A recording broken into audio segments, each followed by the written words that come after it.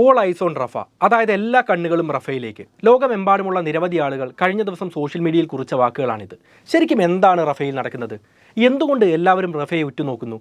റഫയിൽ സൈനിക നടപടികളുമായി മുന്നോട്ട് പോകുന്ന ഇസ്രായേലിൻ്റെ ലക്ഷ്യങ്ങൾ എന്താണ്? നമുക്ക് നേരെ വീഡിയോയിലേക്ക് പോവാം. 2024 മെയ് 27 തിങ്കളാഴ്ച ഗസ സ്ട്രിപ്പിലെ റഫയിൽ ഇസ്രായേൽ വ്യോമാക്രമണം നടത്തിയ വാർത്തകൾ പുറത്തു വന്നു. തെക്കൻ ഗസ നഗരമായ റഫയിൽ ഉണ്ടായ അതേ വ്യോമാക്രമണത്തിൽ 45 പേർ കൊല്ലപ്പെട്ടതായി ഗസയിലെ പ്രാദേശിക ആരോഗ്യ ഉദ്യോഗസ്ഥർ ലോകത്തോട് പറഞ്ഞു. ഇസ്രായേലി പ്രതിരോധ സേനയുടെ ഭാഷയിൽ മുതിർന്ന 2 ഹമാസ് ഭീകരരെ വധിച്ചതായിട്ട് അവർ ലോകത്തെ അറിയിച്ചു. ഒക്ടോബർ 7 മുൻപ്, അതായത് ഹമാസ് ഇസ്രായേലിൽ ആക്രമണം നടത്തുകയും അവരുടെ പൗരന്മാരെ ഉൾപ്പെടെയുള്ളവരെ കൊല്ലുകയും ബന്ദികളാക്കുകയും ചെയ്യുന്നതിന് മുൻപ് ഗസ സ്ട്രിപ്പിലെ ഏറ്റവും പോപ്പുലേറ്റഡ് ആയിട്ടുള്ള ജനങ്ങൾ തിങ്ങിപ്പാർത്തിരുന്ന സ്ഥലം സ്ട്രിപ്പിൻ്റെ വടക്ക് ഭാഗത്തുള്ള ഗസ സിറ്റി ആയിരുന്നു. എന്നാൽ യുദ്ധം തുടങ്ങിയപ്പോൾ ഈ ഭാഗത്തുകൂടി ഇസ്രായേൽ സൈന്യം ഗസയിലേക്ക് പ്രവേശിച്ചു. ഒക്ടോബർ 13 വാഡി ഗസ തടാകത്തിൻ്റെ ഉയർന്ന പ്രദേശത്ത് താമസിക്കുന്ന 10 ലക്ഷം ആളുകളോട് ഒഴിഞ്ഞു പോവാൻ ഇസ്രായേൽ ഉത്തരവിട്ടു. ഉത്തരവിന് ശേഷം തെക്കൻ ഗസയിലെ രണ്ടാമത്തെ വലിയ നഗരമായ ഗാൻ യൂനിസിലാണ് പലരും അഭയം പ്രാപിച്ചത്. എന്നാൽ അവർക്ക് അവിടെയും രക്ഷയുണ്ടായിരുന്നില്ല. ഡിസംബറിൽ ഗാൻ യൂനിസിലും ഇസ്രായേലി സൈന്യം മുന്നേറ്റം നടത്തി. ഇനി എങ്ങോട്ട് പോകുമെന്ന ചോദ്യചിഹ്നവുമായി നിന്നിരുന്ന ഫലസ്തീനികളോട് റഫയിലേക്ക് മാറാനായിരുന്നു ഇസ്രായേലിൻ്റെ ഉത്തരവ്. അങ്ങനെ ഗസ സിറ്റിയിൽ നിന്നും ആരംഭിച്ച പലായനം അവസാനം ഈജിപ്തിൻ്റെ അടുത്ത് കിടക്കുന്ന അതിർത്തി നഗരമായ റഫ വരെ എത്തി. ഇസ്രായേൽ ഒരു ഭാഗത്ത് നിന്ന് കയറുന്നു, അതിനനുസരിച്ച് മറുവശത്തേക്ക് ജനങ്ങൾ പലായനം ചെയ്യുന്നു. സ്ട്രിപ്പിൻ്റെ വടക്കൻ ഭാഗത്ത് നിന്ന് പലായനം ചെയ്യപ്പെട്ട ആളുകൾ അവസാനം ഏകദേശം 25 ചതുരശ്ര മൈൽ മാത്രം വിസ്തീർണമുള്ള പ്രദേശത്ത് സുരക്ഷ തേടിയതിനാൽ അവിടെയുള്ള ജനസംഖ്യ 5 ഇരട്ടിയായിട്ടാണ് വർദ്ധിക്കുന്നത്. സ്വാഭാവികമായിട്ടും ഇത്രയേറെ പോപ്പുലേഷൻ ഉൾക്കൊള്ളാനുള്ള സ്പേസ് ആ ചെറിയ പ്രദേശത്തിനില്ല.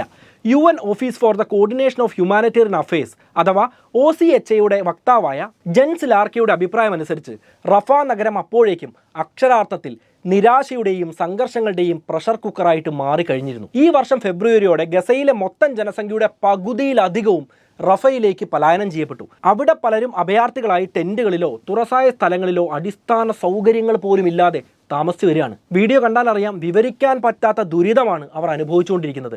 അടുത്ത കാലം വരെ ഈജിപ്തിൻ്റെ അതിർത്തിയോട് ചേർന്ന് കിടക്കുന്ന ഒരു ചെറിയ നഗരമായ റഫ ഇസ്രായേലിൻ്റെ ആക്രമണത്തിൽ നിന്നും രക്ഷ തേടാനുള്ള ഫലസ്തീനികളുടെ അവസാന അഭയ കേന്ദ്രങ്ങളിലൊന്നായിരുന്നു.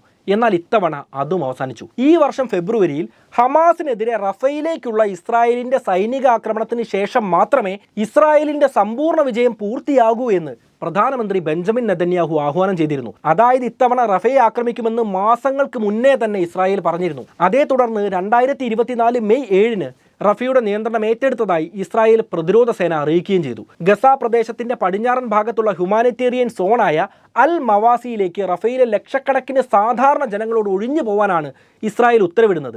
അതിനുശേഷമാണ് ഈ ഓപ്പറേഷൻ നടന്നത്. പക്ഷേ നമ്മളൊന്ന് നോക്കിയാൽ ജനങ്ങൾക്ക് അങ്ങോട്ട് പോകാൻ കഴിയുന്ന ഒരു സാഹചര്യമല്ല ഉള്ളത്. ഇസ്രായേൽ ജനങ്ങളോട് പോകാൻ പറയുന്ന പ്രദേശം വാസയോഗ്യമല്ല എന്നും അഭയാർത്ഥികളുടെ വർദ്ധിച്ചു വരുന്ന ജനസംഖ്യയെ നിലനിർത്താൻ അടിസ്ഥാന സൗകര്യങ്ങൾ കുറവാണ് എന്നും ഹ്യൂമാനിറ്റേറിയൻ എയ്ഡ് നൽകുന്ന ഗ്രൂപ്പുകൾ ഇതിനോടകം മുന്നറിയിപ്പ് നൽകിയിട്ടുണ്ട്.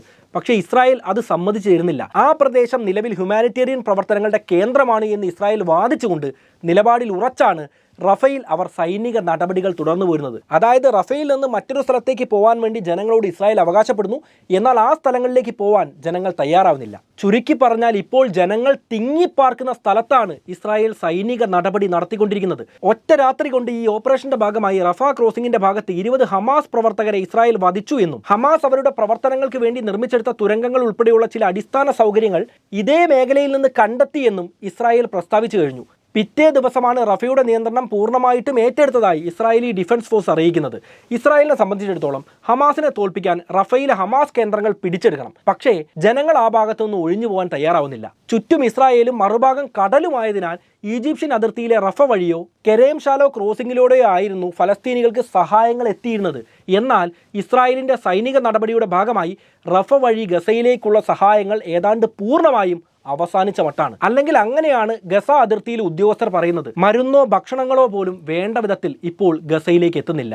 അപ്പോഴും നമ്മൾ നോക്കുകയാണെങ്കിൽ 2023 ഒക്ടോബറിൽ പുതിയ യുദ്ധം തുടങ്ങിയ സമയത്തില്ലേ, അടച്ചുവെച്ച ഈജിപ്ഷ്യൻ അതിർത്തി ഇതുവരെ ഫലസ്തീനികൾക്ക് വേണ്ടി തുറന്നു കൊടുക്കാൻ ഈജിപ്ത് തയ്യാറായിട്ടില്ല. ഇസ്രായേൽ ആസൂത്രണം ചെയ്യുന്ന ആക്രമണങ്ങളെക്കുറിച്ചുള്ള സൂചനകൾ കിട്ടിയ സമയത്ത്, അതായത് കഴിഞ്ഞ ഫെബ്രുവരിയിൽ തെക്കൻ ഗസയുമായുള്ള അതിർത്തിയിൽ മൈലുകൾ വീതിയുള്ള ഒരു വലിയ ബഫർ സോണും മതിലും നിർമ്മിക്കുകയാണ് ഈജിപ്ത് ചെയ്തത്. ഇതുവരെ അവരുടെ പിന്തുണ പ്രവർത്തനങ്ങൾ വെച്ച് നോക്കുമ്പോൾ വെറും വാക്കുകൾ കൊണ്ട് മാത്രമാണ് എന്ന് നമുക്ക് കാണാൻ സാധിക്കും. റഫേലെ ടെന്റുകളിൽ കഴിയുന്ന ഫലസ്തീനികൾ അവിടെ പരിമിതമായ ചുറ്റുപാടുകളിൽ അതിജീവിക്കാൻ പാടുപെട്ടുകൊണ്ടിരിക്കുന്ന ഒരു കാഴ്ചയാണ് ഇപ്പോൾ ലോകം കണ്ടുകൊണ്ടിരിക്കുന്നത്. അവർക്ക് വടക്കൻ പ്രദേശങ്ങളിലേക്ക് പോകാൻ സാധിക്കില്ല, കാരണം ഇതിനോടകം അവിടെ ഇസ്രായേൽ സൈന്യം ആധിപത്യം ഉറപ്പിച്ചു കഴിഞ്ഞു. തെക്കൻ ഭാഗങ്ങളിലേക്ക് പോകാൻ കഴിയില്ല, കാരണം അവിടെ ഈജിപ്താണ്, അതിർത്തികൾ അടച്ചിട്ട് കിടക്കുകയാണ്. അങ്ങനെ എവിടേക്കും സുരക്ഷിതമായി പോകാൻ കഴിയാതെ ബുദ്ധിമുട്ട് ജീവിക്കുകയാണ് റഫ പ്രദേശത്ത് ഫലസ്തീനികൾ. അപ്പോഴാണ് അവിടേക്ക് വീണ്ടും ഇസ്രായേൽ സൈനിക നീക്കവുമായി മുന്നോട്ട് വരുന്നത്. ഇനി അവിടേക്ക് മരുന്നും ഭക്ഷണവും പോലും എത്തുന്നത് വളരെ ബുദ്ധിമുട്ടായിരിക്കും. റഫേൽ സൈനിക ആധിപത്യം ഉറപ്പിക്കുന്നതിന്റെ ഭാഗമായി ഇസ്രായേൽ റഫേലെ 50-ലധികം ലക്ഷ്യ കേന്ദ്രങ്ങൾ ആക്രമിച്ചതായിട്ട് അവർ തന്നെ അവകാശപ്പെടുന്നുണ്ട്. എന്തുകൊണ്ടായിരിക്കും ഇസ്രായേൽ റഫയെ ആക്രമിക്കുന്നത്? ഹമാസിനെ ഉന്മൂലനം ചെയ്യുക എന്ന ലക്ഷ്യം പൂർത്തീകരിക്കാൻ ഒരു റഫ ഓപ്പറേഷൻ കൂടി ആവശ്യമായി വരുമെന്ന് ഇസ്രായേലി ഉദ്യോഗസ്ഥർ മുൻപ് തന്നെ പറഞ്ഞിട്ടുണ്ട്. ഇസ്രായേലി സൈന്യത്തിന്റെ കണക്കിൽ ഹമാസിന് ഗസയിൽ അവശേഷിക്കുന്ന 6 ബറ്റാലിയനുകളുണ്ട്. അവയിൽ 4 എണ്ണവും റഫയിലാണ്. ഈജിപ്ത് നിഷേധിക്കുന്നുണ്ട് എങ്കിൽ പോലും ഈജിപ്തിന്റെ അതിർത്തിയിൽ ഹമാസ് സംഘം തുരങ്കങ്ങൾ നിർമ്മിച്ചിട്ടുണ്ട് എന്നാണ് ഇസ്രായേൽ പറയുന്നത്. ഗസയിലെ ഹമാസിന്റെ സൈന്യത്തെ നശിപ്പിക്കുക എന്നതാണ് ഇസ്രായേലിന്റെ ലക്ഷ്യമെന്നും ഹമാസിന്റെ അവസാനത്തെ കോട്ട റഫയിലാണ് എന്നും മാർച്ചിൽ ഇസ്രായേൽ സന്ദർശിച്ച US കോൺഗ്രസ് പ്രതിനിധികളോട് നെതന്യാഹു പറഞ്ഞിരുന്നു. അതുകൊണ്ട് തന്നെ റഫയെ ആക്രമിക്കുക എന്നത് ഇസ്രായേലിന്റെ അജണ്ടയിൽ മുന്നേയുള്ള ഒരു കാര്യം തന്നെയാണ്. എന്നാൽ ജനസാന്ദ്രത ഏറിയ നഗരത്തിൽ ഒരു പ്രധാന ഗ്രൗണ്ട് ഓപ്പറേഷൻ നടത്തുന്നതിനെ അമേരിക്ക അടക്കം എതിർക്കുന്നുണ്ട്. റഫയിലേക്ക് ഒരു വലിയ ആക്രമണം നടത്തിയാൽ അത് വലിയ ദുരന്തം തന്നെയായിരിക്കും. സിവിലിയൻസിന് അപകടകരമല്ലാത്ത രീതിയിൽ അവരെ സംരക്ഷിച്ചുകൊണ്ടാവണം ഹമാസിനെതിരെയുള്ള ഏതൊരു ഓപ്പറേഷനെന്നും US ഉദ്യോഗസ്ഥർ ആവർത്തിച്ച് പറഞ്ഞിട്ടുണ്ട്. വൈറ്റ് ഹൗസിൽ നിന്നുള്ള അറിയിപ്പുകൾ അനുസരിച്ച് പ്രസിഡന്റ് ബൈഡനും നെതന്യാഹുവും തമ്മിലുള്ള ഫോൺ സംഭാഷണത്തിൽ റഫയെക്കുറിച്ചുള്ള തന്റെ വ്യക്തമായ നിലപാട് പ്രസിഡന്റ് ആവർത്തിച്ചിട്ടുണ്ട് എന്നാണ് നിലവിൽ വാർത്തകളെല്ലാം നോക്കുമ്പോൾ നമുക്ക് മനസ്സിലാക്കാൻ സാധിക്കുന്നത്. ഇതിനിടയിൽ ഖത്തറിന്റെയും ഈജിപ്തിന്റെയും മധ്യസ്ഥതയിൽ ആക്രമണം നിർത്താനുള്ള ഒരു കരാറിൽ ഏർപ്പെടാനുള്ള സാധ്യതകൾ തെളിഞ്ഞു വരുന്നുണ്ടായിരുന്നു. കരാർ അനുസരിച്ച് ഹമാസ് ബന്ദികളാക്കിയ ഇസ്രായേലി പൗരന്മാരെ ഹമാസ് വിട്ടയക്കുകയും ഇസ്രായേൽ ഗസയിൽ നിന്ന് പിൻവാങ്ങുകയും ചെയ്യണം. മറുവശത്ത് റഫയെ ആക്രമിച്ച് ഹമാസിനെ ഉന്മൂലനം ചെയ്തിട്ടില്ല എങ്കിൽ നെതന്യാഹുവിന് കനത്ത രാഷ്ട്രീയ പ്രത്യാഘാതങ്ങൾ നേരിടേണ്ടി വരുമെന്നതാണ് ഇതുമായി ചേർന്ന് നമ്മൾ മനസ്സിലാക്കേണ്ട മറ്റൊരു കാര്യം. അത് നടപ്പിലായിട്ടില്ല എങ്കിൽ അദ്ദേഹത്തിന്റെ സർക്കാർ തന്നെ താഴെ വീണേക്കാം. ആക്രമണം തടയുന്ന ഒരു കരാറിൽ ഒപ്പുവെച്ച് കഴിഞ്ഞാൽ എന്ത് സംഭവിക്കും? അദ്ദേഹത്തിന്റെ ഭരണത്തിൽ പങ്കാളികളായ ചില അൾട്രാ നാഷണലിസ്റ്റുകളും കൺസർവേറ്റീവ് ഗ്രൂപ്പുകളും സഖ്യത്തിൽ നിന്ന് പിന്മാറും. നെതന്യാഹുവിന്റെ വിമർശകർ പറയുന്നത് നമ്മൾ നോക്കിയാൽ അദ്ദേഹത്തിന് ദേശീയ താല്പര്യങ്ങളെക്കാൾ തന്റെ ഗവൺമെന്റിന് ഒരു കോട്ടവും കൂടാതെ നിലനിർത്തണം എന്ന കാര്യത്തിലാണ് കൂടുതൽ താല്പര്യമെന്നാണ് പറയുന്നത്. അതായത് റഫയിൽ സമാധാനം വന്നാൽ ഹമാസുമായി ഒരു ഒത്തുതീർപ്പ് ഉണ്ടായി കഴിഞ്ഞാൽ അത് ഇസ്രായേലി ഗവൺമെന്റിനെ ബാധിക്കുമെന്ന് വിമർശകർ പറയുന്നു. ഇതേ കാരണം കൊണ്ട് തന്നെയാണ് നെതന്യാഹു ഇസ്രായേലിന്റെ ഏറ്റവും വലിയ സഖ്യകക്ഷിയായ അമേരിക്കയെ പോലും ഇപ്പോൾ പിണക്കാൻ കാരണമായിട്ടുള്ളത്. അമേരിക്ക ശക്തമായി എതിർക്കുമ്പോഴും റഫയിൽ ഇസ്രായേലി സൈനിക നടപടികൾ തുടർന്നുകൊണ്ടേയിരിക്കുകയാണ്. എന്നാൽ ഇപ്പോൾ മെയ് 26-ന് ഇസ്രായേലിലെ ടെൽ അവീവ് മേഖലയിലേക്ക് തങ്ങളൊരു വലിയ റോക്കറ്റ് ആക്രമണം നടത്തിയതായി ഹമാസ് അവകാശവാദം ഉന്നയിച്ചിരുന്നു. ടെൽ അവീവ് ഉൾപ്പെടെയുള്ള മധ്യ ഇസ്രായേലിനെ ലക്ഷ്യമാക്കി ഗസയിൽ നിന്ന് ഹമാസ് 8 റോക്കറ്റുകൾ തൊടുത്തുവിട്ടതായിട്ട് ഇസ്രായേലി സൈന്യവും അറിയിച്ചിട്ടുണ്ട്. അതായത് 2 കൂട്ടരും സമ്മതിച്ചതിനാൽ സംഭവം ഉള്ളത് തന്നെ ആയിരിക്കണം. ഹമാസ് മെയ് 26-ന് നടത്തിയ ഈ ആക്രമണത്തിന്റെ തിരിച്ചടിയായിട്ടാണ് ഇസ്രായേൽ ഇപ്പോൾ റഫേൽ സൈനിക നടപടികൾ നടത്തുന്നത് എന്നാണ് അവർ തന്നെ വിശദീകരിക്കുന്നത്. അതായത് റഫേൽ നിന്ന് തങ്ങളുടെ രാജ്യത്തെ ആക്രമിച്ചു എന്നും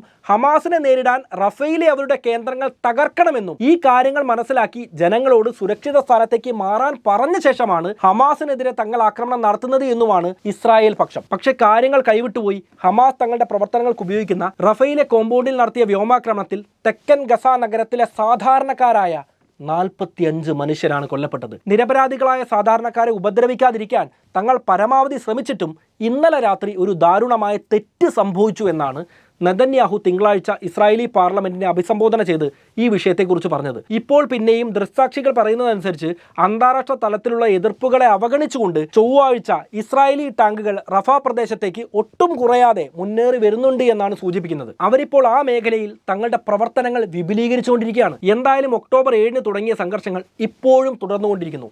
ഹമാസിനെ ഇല്ലാതാക്കാനുള്ള ശ്രമത്തിൽ ലക്ഷക്കണക്കിന് ആളുകളാണ് ഗസയിലെ മറ്റു ഭാഗങ്ങളിൽ നിന്ന് റഫയിലേക്ക് കുടിയേറിയത്. ദുരിതങ്ങൾക്കിടയിൽ ഇപ്പോൾ അവർക്ക് റഫയിലും രക്ഷയില്ലാത്ത അവസ്ഥയാണ് വന്നിരിക്കുന്നത്. ഇസ്രായേലിന്റെ സൈനിക ഓപ്പറേഷൻ നമ്മൾ മുകളിൽ പറഞ്ഞതുപോലെ അവിടെ പുരോഗമിച്ചുകൊണ്ടിരിക്കുകയാണ്. അതുകൊണ്ട് തന്നെ ഈ മേഖലയിൽ നടക്കുന്ന സംഭവ വികാസങ്ങൾ അറിയാൻ ഇപ്പോൾ എല്ലാ കണ്ണുകളും റഫയിലേക്ക് ഉറ്റുനോക്കിക്കൊണ്ടിരിക്കുന്നു. കാര്യം എന്തായാലും എന്താണ് റഫയിൽ നടക്കുന്നത് എന്നും ആ ജനങ്ങളുടെ ദുരിതങ്ങളും പിന്നിലെ ഇസ്രായേലി ലക്ഷ്യങ്ങളും എന്താണെന്നും അതുമായി ചേർന്ന വിവാദങ്ങൾ എന്താണ് എന്നെല്ലാം നിങ്ങൾക്കിപ്പോൾ മനസ്സിലായിട്ടുണ്ട് എന്ന് ഞാൻ ഉറച്ചു വിശ്വസിക്കുകയാണ്. ഈ സത്യങ്ങൾ പരമാവധി പേരിലേക്ക് എത്താൻ വീഡിയോ ഇപ്പോൾ തന്നെ ഷെയർ ചെയ്യൂ. മറ്റൊരു വീഡിയോയുമായി വീണ്ടും കാണാം.